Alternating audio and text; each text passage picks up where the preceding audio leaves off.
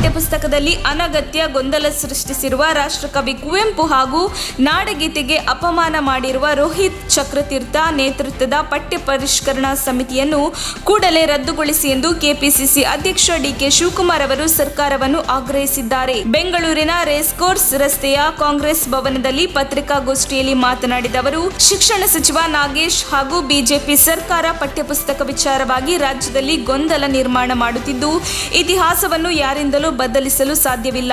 ಯಾವುದೇ ಸಮಿತಿಯ ಅಧ್ಯಕ್ಷರಾದವರು ತಮ್ಮದೇ ಆದ ವರ್ಚಸ್ಸು ಇಟ್ಟುಕೊಂಡಿರಬೇಕು. ಆದರೆ ಆ ವ್ಯಕ್ತಿಗೆ ಕನ್ನಡ ಭಾಷೆ ಬಾವುಟದ ಬಗ್ಗೆ ಗೌರವವಿಲ್ಲ ಎಂದರು. ಮೈಸೂರಿನಲ್ಲಿ ಜೂನ್ 21ರಂದು ನಡೆಯಲಿರುವ ವಿಶ್ವ ಅಂತಾರಾಷ್ಟ್ರೀಯ ಯೋಗ ದಿನಾಚರಣೆಯಲ್ಲಿ ಪ್ರಧಾನಿ ನರೇಂದ್ರ ಮೋದಿ ಭಾಗವಹಿಸುತ್ತಿರುವ ಕಾರಣ ಅಗತ್ಯ ಪೂರ್ವ ಸಿದ್ಧತೆಗಳನ್ನು ಕೈಗೊಳ್ಳುವಂತೆ ಸಿಎಂ ಬಸವರಾಜ ಬೊಮ್ಮಾಯಿ ಅವರು ಸೂಚನೆ ನೀಡಿದರು. ಗೃಹ ಕಚೇರಿ ಕೃಷ್ಣಾದಲ್ಲಿ ವಿಡಿಯೋ ಕಾನ್ಫರೆನ್ಸ್ ಮೂಲಕ ಕೇಂದ್ರ ಆಯುಷ್ ಸಚಿವರಿಗೆ ಕೈಗೊಂಡಿರುವ ಪೂರ್ವ ಸಿದ್ಧತೆಗಳ ಬಗ್ಗೆ ಮಾಹಿತಿ ನೀಡಿದರು. ಜೂನ್ 21ರಂದು ಅಂತಾರಾಷ್ಟ್ರೀಯ ಯೋಗ ದಿನಾಚರಣೆಯಲ್ಲಿ ಪ್ರಧಾನಿಯವರು ಮೈಸೂರಿಗೆ ಆಗಮಿಸುತ್ತಿರುವುದು ಹೆಮ್ಮೆಯ ವಿಷಯ. ಜಿಲ್ಲಾಡಳಿತ ಕೈಗೊಂಡಿರುವ ಸಿದ್ಧತೆಗಳ ಬಗ್ಗೆ ಸಿಎಂ ಸಚಿವರಿಗೆ ಮಾಹಿತಿಯನ್ನು ಒದಗಿಸಿದರು.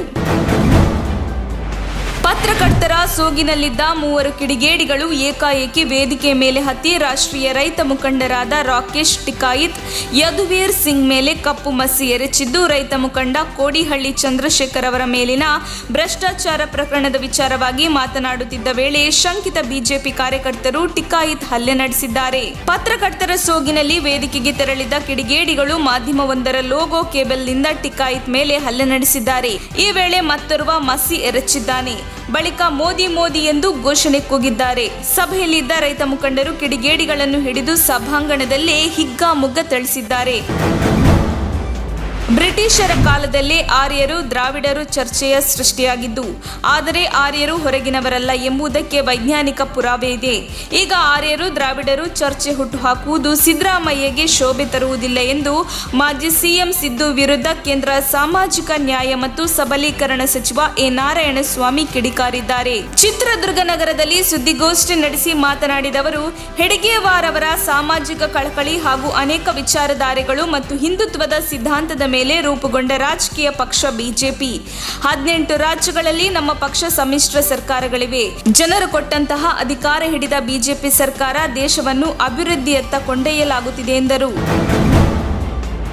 ನಮಗೆ ಆರ್ಎಸ್ಎಸ್ ತಾಯಿ ಸಮಾನ, ನಮಗೆಲ್ಲ ಒಂದೇ ಪಕ್ಷ. ಆದರೆ ಇವರಿಗೆ ಜೆಡಿಎಸ್, ಸ್ವತಂತ್ರ ಹಾಗೂ ಈಗ ಕಾಂಗ್ರೆಸ್ ಎಂದು 2-3 ಪಕ್ಷ ಆಗಿದೆ. ಆರ್ಎಸ್ಎಸ್ ಯಾವತ್ತೂ ಸಿದ್ದರಾಮಯ್ಯ ಬಗ್ಗೆ ಮಾತನಾಡಿಲ್ಲ. ಆದರೆ ಇವರು ಯಾಕೆ ಆರ್ಎಸ್ಎಸ್ನ ಬಗ್ಗೆ ಮಾತನಾಡ್ತಾ ಇದ್ದಾರೆ ಎಂದು ಸಚಿವ ಆರ್ ಅಶೋಕ್ ಸಿದ್ದರಾಮಯ್ಯ ವಿರುದ್ಧ ಕಿಡಿಕಾರಿದ್ದಾರೆ. ಸಿದ್ದರಾಮಯ್ಯ ಅವರಿಗೆ ಆರ್ಎಸ್ಎಸ್ ಬಗ್ಗೆ ಮಾತನಾಡುವ ನೈತಿಕತೆ ಇಲ್ಲ. ಮಾಡಲು ಕೆಲಸ ಇಲ್ಲದವರು ಏನೋ ಮಾಡಿದ್ರಂತೆ ಅನ್ನೋ ಹಾಗಿದೆ ಸಿದ್ದರಾಮಯ್ಯ ಅವರ ವರ್ತನೆ ಎಂದು ವ್ಯಂಗ್ಯವಾಡಿದ ಸಚಿವರು, ಪ್ರತಿದಿನ ಡಿಕೆ ಶಿವಕುಮಾರ್ ಮಾಧ್ಯಮಗಳಲ್ಲಿ ಕಾಣಿಸಿಕೊಳ್ತಿದ್ದಾರೆ. ಆದರೆ ತಾನು ಎಲ್ಲಿ ಕಾಣೆಯಾಗುತ್ತಿದ್ದೇನೋ ಎಂಬ ಆ ಭದ್ರತೆ ಸಿದ್ದರಾಮಯ್ಯಗೆ ಕಾಡ್ತಾ ಇದೆ ಎಂದರು. ಎರಡನೇ ಮಹಾಯುದ್ಧದ ಪರಿಣಾಮ ಬ್ರಿಟಿಷರು ಸಾಮರ್ಥ್ಯ ಕಳೆದುಕೊಂಡರು. ಹಾಗಾಗಿ ಸ್ವತಂತ್ರಕ್ಕಾಗಿ ಹೋರಾಟ ಮಾಡಿದ ದೇಶಗಳಿಗೆ ಬ್ರಿಟಿಷರು ಸ್ವಾತಂತ್ರ್ಯ ನೀಡಿದರು. ಗಾಂಧಿ ಹೋರಾಟದಿಂದಲೇ ಭಾರತಕ್ಕೆ ಸ್ವಾತಂತ್ರ್ಯ ಎಂದು ಪೂರ್ಣವಾಗಿ ಒಪ್ಪಲು ಸಾಧ್ಯವಿಲ್ಲ ಎಂದು ಬಿಜೆಪಿ ರಾಷ್ಟ್ರೀಯ ಪ್ರಧಾನ ಕಾರ್ಯದರ್ಶಿ ಸಿಟಿ ರವಿ ಹೇಳಿದರು. ನವದೆಹಲಿಯಲ್ಲಿ ಸುದ್ದಿಗೋಷ್ಠಿಯಲ್ಲಿ ಮಾತನಾಡಿದ ಸಿಟಿ ರವಿ, ದೇಶದ ಸ್ವಾತಂತ್ರ್ಯಕ್ಕಾಗಿ ಹೋರಾಡಿದವರಿಗೆ ಸಿಕ್ಕಿದ್ದಾದ್ರೂ ಏನು? ಜವಾಹರ್ಲಾಲ್ ನೆಹರು ದೇಶ ವಿಭಜನೆ ಮಾಡಿದ ಉದಾರವಾದಿ. ನೆಹರು ಜಿನ್ನ ಸೇರಿ ದೇಶ ಒಡೆದರು. ಗಾಂಧೀಜಿ ಸುಮ್ಮನಿದ್ದರು. ಗಾಂಧೀಜಿಯಲ್ಲಿಯೂ ದೌರ್ಬಲ್ಯಗಳಿದ್ದವು ಎಂಬುದನ್ನು ನಾವು ಒಪ್ಪಿಕೊಳ್ಳಬೇಕು.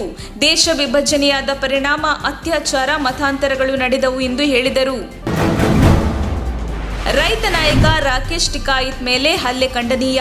ಅವರು ರೈತರ ಸಮಸ್ಯೆ ಬಗ್ಗೆ ಸುದ್ದಿಗೋಷ್ಠಿ ಕರೆದಿದ್ದರು. ಆ ವೇಳೆ ಕಿಡಿಗೇಡಿಗಳು ಅಟ್ಯಾಕ್ ಮಾಡಿದ್ದು ಸರಿಯಲ್ಲ. ಅವರ ಮುಖಕ್ಕೆ ಮಸಿ ಬೆಳೆದಿದ್ದು ಖಂಡನೀಯ ಎಂದು ಕೆಪಿಸಿಸಿ ಅಧ್ಯಕ್ಷ ಡಿಕೆ ಶಿವಕುಮಾರ್ ಹೇಳಿಕೆ ನೀಡಿದ್ದಾರೆ.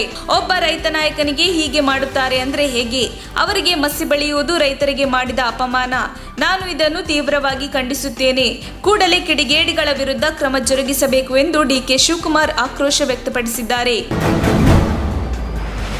ನಾಡಗೀತೆ ಮತ್ತು ರಾಷ್ಟ್ರಕವಿ ಕುವೆಂಪು ಅವರನ್ನು ಅವಮಾನಿಸಿದ ಪಠ್ಯಪುಸ್ತಕ ಪರಿಷ್ಕರಣಾ ಸಮಿತಿಯನ್ನು ರದ್ದುಪಡಿಸಿ ಬರಗೂರು ರಾಮಚಂದ್ರಪ್ಪ ಸಮಿತಿ ಪಠ್ಯವನ್ನು ಅಳವಡಿಸಬೇಕೆಂದು ಒತ್ತಾಯಿಸಿ ಸಿಟಿ ಸಿವಿಲ್ ನ್ಯಾಯಾಲಯದ ಎದುರು ವಕೀಲರು ಇಂದು ಪ್ರತಿಭಟನೆ ನಡೆಸಿದರು. ಹಿರಿಯ ವಕೀಲರಾದ ಸಿಎಚ್ ಹನುಮಂತರಾಯ, ಬೆಂಗಳೂರು ವಕೀಲರ ಸಂಘದ ಮಾಜಿ ಅಧ್ಯಕ್ಷ ಎಪಿ ರಂಗನಾಥ್, ಸಾಹಿತಿ ಎಸ್ಜಿ ಸಿದ್ದರಾಮಯ್ಯ, ಪ್ರಗತಿಪರ ಚಿಂತಕರು, ಸಾಹಿತಿಗಳು, ದಲಿತ ಮುಖಂಡರು ಸೇರಿದಂತೆ ಹಲವರು ಇಂದು ಪ್ರತಿಭಟನೆಯಲ್ಲಿ ಪಾಲ್ಗೊಂಡು ಪಠ್ಯಪುಸ್ತಕ ಪರಿಷ್ಕರಣಾ ಸಮಿತಿ ವಿರುದ್ಧ ತೀವ್ರ ಆಕ್ರೋಶ ವ್ಯಕ್ತಪಡಿಸಿದರು. ಅಧಿಕಾರದಲ್ಲಿದ್ದಾಗ ವೀರಶೈವ ಲಿಂಗಾಯತ ಎಂದು ಸಮಾಜ ಒಡೆಯೋಕೆ ಹೋಗಿ ಕೈ ಸುಟ್ಟುಕೊಂಡಿದ್ದೀರಾ. ಈಗ ಆರ್ಯ ದ್ರಾವಿಡ ಎಂದು ಒಡೆದು ಮತ್ತೊಮ್ಮೆ ಕೈ ಸುಟ್ಟುಕೊಳ್ಳುತ್ತೀರಾ ಎಂದು ಪ್ರತಿಪಕ್ಷ ನಾಯಕ ಸಿದ್ದರಾಮಯ್ಯಗೆ ಕುಡಚಿ ಶಾಸಕ ಪಿ ರಾಜೀವ್ ತಿರುಗೇಟು ನೀಡಿದ್ದಾರೆ. ಆರ್ಟಿ ನಗರದಲ್ಲಿರುವ ಸಿಎಂ ಖಾಸಗಿ ನಿವಾಸದಲ್ಲಿ ಸುದ್ದಿಗಾರರೊಂದಿಗೆ ಮಾತನಾಡಿದವರು, ಆರ್ಎಸ್ಎಸ್ನವರು ಭಾರತೀಯರಲ್ಲ ಎಂದು ಹೇಳಿ ಸಿದ್ದರಾಮಯ್ಯ ಆರ್ಎಸ್ಎಸ್ ಸ್ವಯಂ ಸೇವಕರು ಮತ್ತು ಕಾರ್ಯಕರ್ತರ ಭಾವನೆಗೆ ನೋವು ತಂದಿದ್ದಾರೆ ಎಂದಿದ್ದಾರೆ.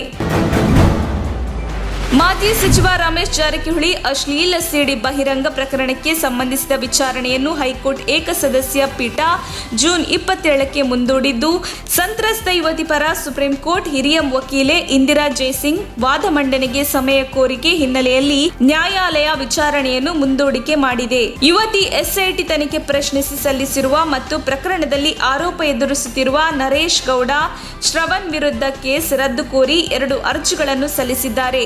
ಅವೆರಡೂ ಸೋಮವಾರ ನ್ಯಾಯಪೀಠದ ಮುಂದೆ ವಿಚಾರಣೆಗೆ ಬಂದಿದೆ.